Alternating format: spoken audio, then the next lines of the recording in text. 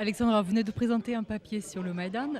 Comment est-ce que vous définirez cette articulation sur le Maïdan entre la verticalité et l'horizontalité?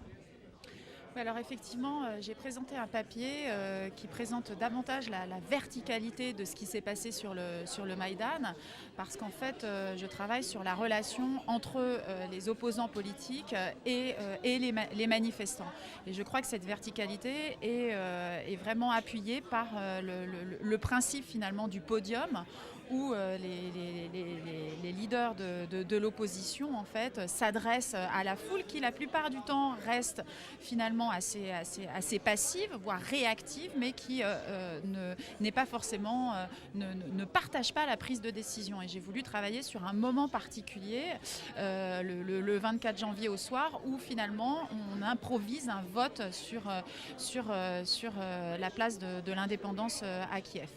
Et peut-être en fait que le Maïdan fonctionne justement sur ces deux aspects, verticalité, horizontalité, où il y a des moments la verticalité s'efface pour laisser apparaître tout ce qui est horizontal et la manière dont finalement les manifestants gèrent la vie quotidienne, la vie de tous les jours sur le Maïdan, et ces moments le soir de meeting en fait, où les manifestants attendent des nouvelles et restent dans un rapport effectivement plus vertical, notamment avec les opposants.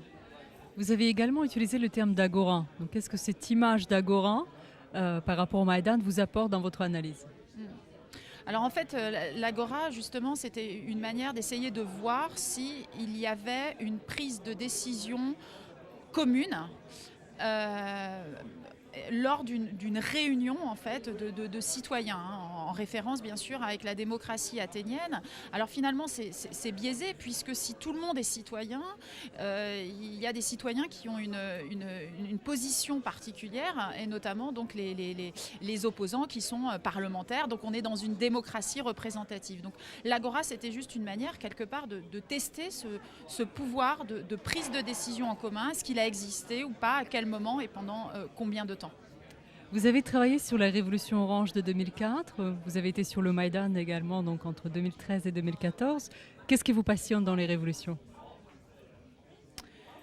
Alors, je pense que ça commence avant, puisque j'ai travaillé aussi sur les manifestations à la fin des années 80 en Ukraine et en Biélorussie. Je pense que c'est l'idée du changement qui est attirant, et des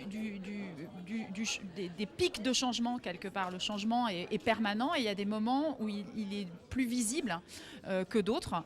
Et donc dans ces moments d'action collective, ou dans ces moments révolutionnaires, d'ailleurs j'ai travaillé sur cette idée, est-ce que c'est révolutionnaire ou pas? Et là la question qui se pose bien évidemment, c'est de savoir si Maïdan est révolutionnaire, et peut-être que l'avenir nous le dira, justement dans ces pratiques politiques. Est-ce qu'il y a une révolution, un changement majeur dans le fait, la manière de faire la politique? Vous avez travaillé sur la Biélorussie et l'Ukraine. Comment vous en êtes venu à l'Ukraine, intégrer l'Ukraine dans le panel des pays que vous analysez? Je commençais par la Biélorussie pour des raisons principalement familiales, en ayant de la famille en Biélorussie. Et à cette époque, la question que je me posais, c'était finalement, on a beaucoup parlé de la Russie au moment de l'éclatement de l'Union soviétique. La question était de savoir quel était le rôle des périphéries, de ce qu'on considérait en tous les cas dans un certain nombre de pays occidentaux comme la périphérie.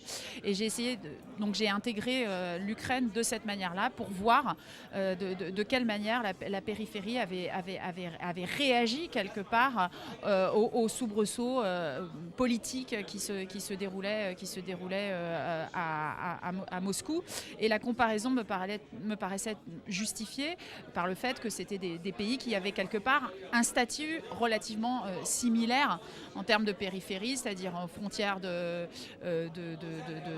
l'Europe après occidentale, le découpage des territoires pendant l'entre-deux-guerres, et finalement donc cette frange occidentale de l'Union soviétique à l'époque. Merci, je crois qu'on a fait le temps.